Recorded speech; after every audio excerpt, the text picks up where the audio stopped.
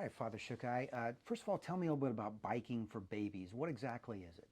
Yeah, Biking for Babies, it's a nonprofit that was started roughly about, I think it was 14 years ago, 2009, whatever that math is, but 2009, and it started out just two guys wanting to make a difference with their athleticism and support a local pregnancy resource center. And so they ended up doing that, and it was just a one-time event in the state of Illinois, and they raised like $14,000. And then one thing led to another, and I think it just kind of progressed, and they ended up doing it annually, and eventually it ended up becoming something where they said, hey, we really can have an impact. And so it became this nonprofit, and that now today has a little bit, it's still like not a big size, it's small, but certainly has a little more, packs a little more of a punch. And so today it's really about forming missionary disciples, so people that are riding on their national ride that they do every year, which is their Super Bowl of their events, but then also to fundraise and to help support pregnancy resource centers and advocate and show all the great things that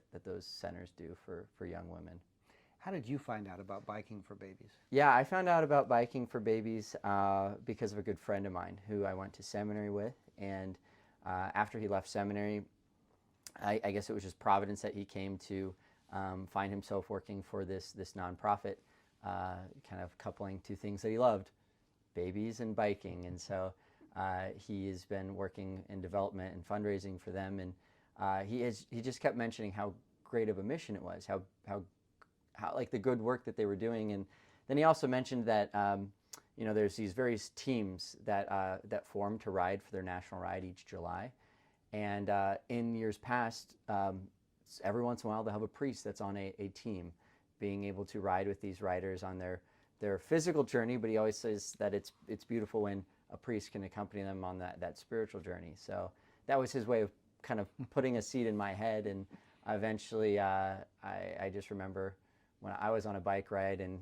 gravel roads, and I could see the steeple of St. Mary's Church where I'm assigned, 3 or 4 miles off, and I was like, you know what, biking's beautiful. It's like a way for me to just like disconnect and just, I don't know, there was just something about that day, and I saw that bell tower and I was like, I gotta tell Chris I'm gonna try and make this happen. So that was kind of the time that it really took hold. I'm like, I should see if I can work this into the schedule if the pastor gives me the okay. So have you done a lot of bicycling in your past? Yeah, here and there. Definitely not to that extent. So that was a different one. Yeah, my experience with biking has kind of grown, and love for it has grown. Usually in college, I loved to just bike everywhere as a means of transportation, and that kind of evolved, and then it became a little more adventurous. But the long distance biking like that has been a newer thing the last 3 or 4 years probably, but definitely not to the extent that you have to prepare for the Biking for Babies ride. And did you do a lot of training to get ready for this ride? Yeah, and it was a challenge to like keep life balanced, but yeah, definitely knowing that you're gonna have to ride on average a little over 100 miles a day for almost a week straight. You're thinking, I got to put in the miles so my legs aren't pooped out by the end of the day 1 or 2. And so I worked hard on my days off. I would go on long bike rides, and then if there was a slower day, I might sneak in a bike ride in the morning or one in the evening, just to kind of get miles in. So it was a little bit of a chore at times, but it paid off though, because I was adequately prepared for the ride. So that was good. So talk about the route that you covered and the number of miles you eventually rode. Yeah. So we started in Rochester, Minnesota. There are we were all headed towards St. Louis. So St. Louis is the hub for the celebration of life, and 6 of the 8 teams were headed there. And so our route started in Minnesota, and as we came down, we kind of took like a weird route through Iowa, and for really good reasons. One of the co-founders, one of those gentlemen that started Biking for Babies back in 2009, he lives in Ankeny, Iowa, and so it made sense that you're not too far off. You might as well like go out of the way and go past him. So he rode with us for a day. And then also the Bishop of Des Moines is on the board of directors, and so kind of got to go through there, and he's a big biker, so he biked with us for a day for 80 miles or so. So but each day was a little bit different. Our shortest day was about 50 miles, but most of the days were over 100 miles. So I think our average was just over 100 miles each day. But yeah, so we went down through all across Iowa, then into Illinois for just a little bit, and then the last stop through Missouri to get to St. Louis. Give us a snapshot of what a typical day on the road is like. Yeah, so we'd wake up. They always said bedtime, get to bed. I never made the bedtime, and it hurt every morning. Our route leader said 8:30 bedtime, and I don't think I got to bed until after 10 o'clock every night except for one. But we'd wake up between 4 and 4:30, as as early as you needed to get ready, so you could have breakfast. If you needed to have a little time of prayer, you could. And then we would be shooting to be on the road by 5:15 or 5 o'clock every morning, and then you'd start biking. And we would bike for a good amount. About 9 o'clock was like your first kind of big break, which was a 15-minute break where you just get off the bike and hang out. And then noon, once you got to lunch, that was the biggest break, 45 minutes to get a lunch, and then hopefully after that, it's only 3 or 4 hours left of riding, and you're done for the day, and you've done it all. So, what makes all that possible, right? Because you're like, how do you do that without stopping for water and all that? And each team has a support team. So a van, we had 2 individuals, Josh and Abby, and they're amazing. So you can imagine that they're constantly feeding us, constantly giving us water, and so you'd see them parked ahead, and you'd yell at everybody, our support team's up, and you'd get ready. If you have an empty water bottle, you'd toss it to them. Or if you had one that they filled, you'd be ready to get it on the route, and then you're hydrating again. So, which was very important on a couple of really hot days, that you're just sucking down water, and they just made it magically keep coming back. So it was awesome.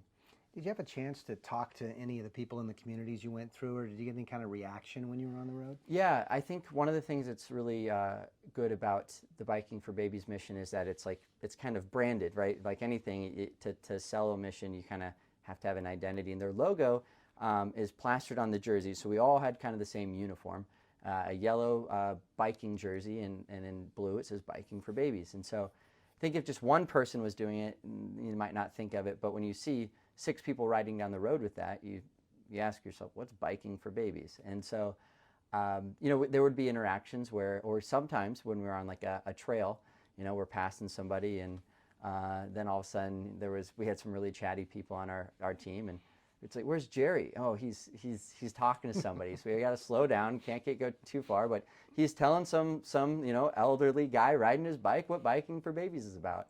Or you stopped at a stop sign in a rural town, and somebody's like, what are you guys doing? And so it certainly was a great way to express, just by the visual that your jersey was, the mission for Biking for Babies. And I would say more or less it was people had good things to say, or were just really encouraged that you're biking that far wow, that's amazing. It's a lot of miles. Were you exhausted at the end of every day? There was one day I certainly was. It was, I think, our really hot day.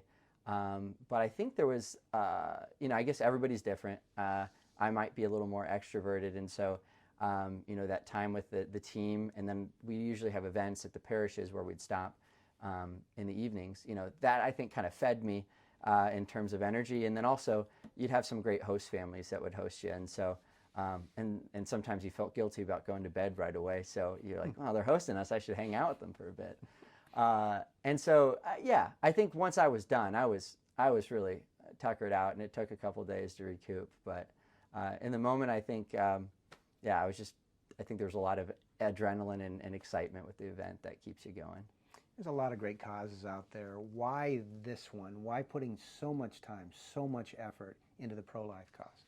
Yeah, I think I was reflecting on this on like biking, about how we all have our own gifts and talents, and sometimes they seem like really silly and meaningless. But it's amazing how, like, using your gift to bike for a really long time, you're a giant, poster while you're biking. But then also, like, it was just really amazing to see, like, again, like how the pregnancy resource centers that we sometimes got to see or be in contact with, how they were really just like excited about us doing it. And it was like, you guys are the ones doing all the work, But I think just somebody that sees them is encouraging to them. So that was a beautiful part, is like, in one way, spending time like biking is doing nothing, right? But when you attach it to something that's significant, it makes it something. And so the beautiful thing is we had bikers from, cyclists from all different walks of life. And I thought one of the cool things was that there were four of the men on my team were young fathers, and it was really cool for them to say, like, I'm biking for babies, like in a sense that like my babies too, right? Like the sense that like I want, like they knew that they were fortunate enough to have adequate care for their children, and it was so cool to see them say, like, I want somebody else to have that adequate care, even if they are in a tough spot in life. And so yeah, you're right. There's a lot of good ones. I guess for me, it specifically is. It's one of the gifts that God gave me is I can just sit on a bike and spin around it for a long time, I guess. And so it just seemed like a beautiful way to use that gift, but maybe not make it meaningless, but meaningful, if that makes sense. Yeah. And you had to go out beforehand and raise donations. How much did you end up raising? I think I ended up raising a little over $5,000 after it was all said and done, which it's like an interesting thing. The director actually said this at the Celebration of Life when all those 6 teams came together, was that she was talking about how great the missionaries were. And I learned that too, being on the ride and then getting to meet all these other ones that had all ended there. These were people that gave up a week of their life, taking vacation off of work. And then also she said they didn't just sign up to do this. They really committed. They did those things, and we even had to pay a little bit to do it. And on top of that, trying to fundraise. And so, that was certainly, kind of a challenge at times, making time to do that. But again, an opportunity then for me to kind of dig deeper into the mission of biking for babies. And it's, I don't want to say it's easy, but I mean, you could give a homily on right to life. But for this, was this another way for you to maybe put your words into action and say, I'm going to take this to the next level? Yeah, and I think that's true. And I didn't think of it that way as much as when I would hear some of my teammates on the ride talk about that, like saying, like, it's easy to say we're pro-life, and then the question is, okay, like, or I like to, tell little kids when they tell me something, I say, prove it, as a joke. But there's the truth. Like, yeah, prove. How do we prove that we're pro-life, and how do we support those causes? How do we support the pregnancy resource centers? How do we support women that are in challenging situations? And not that we're all called to be front lines in that way, but in some way, how are we doing that? And the cool thing was, we were doing our part, and then seeing how people would host us, right? In a way, they're supporting it, maybe not as proximate, but again, there's some sense of, I'm trying to support this pro-life mission in some way. And so, so I guess that there was some aspect of, in Butler County, where I'm at right now, is reflecting on, it's hard to do any pro-life work because there's luckily not a lot to do there. There's a great dignity of life that's seen. And so I was thinking about how this is one of the reasons I get an opportunity to do something for the pro-life movement, when seemingly, for a good reason, there's not much work to do in the parish where I'm at. So with the people you did talk to and you did meet along the way, were they surprised to find a Catholic priest out doing this kind of thing? Yeah, I don't think so. I mean, I think because you're right, I was incognito. The first day, one of the guys asked me, one of my teammates, Father, what are you going to wear on this ride? And I joked with him. I said, I'm going to wear my cassock. He's like, really? I'm like, I don't think that would work. I think I'd get caught in the chain. But I said, I'm just going to wear a jersey like you guys, And he's like, oh, okay. And I think one of the things that was nice about that is, like, it's kind of great to be incognito and to say that, like, we should all be doing our part, right? But then you get to the place and they'd say, I think one of you guys is a priest. Who's going to celebrate Mass? And I'm like, I'm the guy, and I guess in a way it just shows that, like, we all have a part to play. So I don't think, especially because there was such a great Catholic community, I think nobody was really surprised that a priest would be on the team, but I think they were just encouraged that, like, it's nice to have a priest, right? Showing that the whole spread of the mystical body of Christ in all vocations being present to this cause. And I guess in some ways we tend to pigeonhole priests, and you see them on Sundays, and what do they do the rest of the week? Is this also a way to show that, priests are real people too? They have hobbies, they have passions, things like that. Yeah, I think so. And I was, this year there was 3 priests that were on rides. There was so out of the 8 teams, there was 3 of them, and I was thinking about how on, just by the end of the time, just how my relationship had changed with those random strangers on that first day, to at the end, like, and it was interesting as they, continued to call me father, but like, it was more of, this fraternal kind of experience of we shared this experience together, which I think is important, right? Like, because it shows that, a priest is just a human too, shared experiences like that. And they can like to bike, and hey, they can have pain while biking too. They can have all these things, and so I think that was a good experience for them, and again to just like feel really normal around some people like that. Just another guy out on a bike, and so I was grateful for that experience. And of course, everybody can't take on this kind of grueling activity, but if there are parishioners who come up to you and say, "Hey, I want to support the pro-life movement," what are some things that you might suggest that they do? Yeah, I mean, I think first and foremost, like, power of prayer is important, and just like remembering that, like, that our prayers can lift people up, and even like, again, not just those specific things, but causes that maybe we say like I'd like to be a part of, but like for whatever reason, like I can't bike that far, or whatever that might be, or financially I just can't support. Prayer is the first thing, and then the second thing is to look at it like, do you have a pregnancy resource center in your in like the area that you live in, and saying like, have I ever reached out just to even find out what do they offer, so that I could be a beacon of knowledge to somebody saying like, oh, well, yeah, you could go get this test done here. Again, allowing their resources to be exposed to other people, I think, is a big thing. So being knowledgeable about your pregnancy resource center, and perhaps if they have any opportunities to volunteer, another good way. And again, then there's the more, sometimes we think of like the people that are advocates that are maybe spending some time trying to help women that are abortion minded to change their mind. And sometimes people say that's a bit much, and maybe it is for them. But again, I'd say checking into your pregnancy resource centers, what do they do, and how maybe you could just even be involved there. So you know what it's like now. Would you do it again?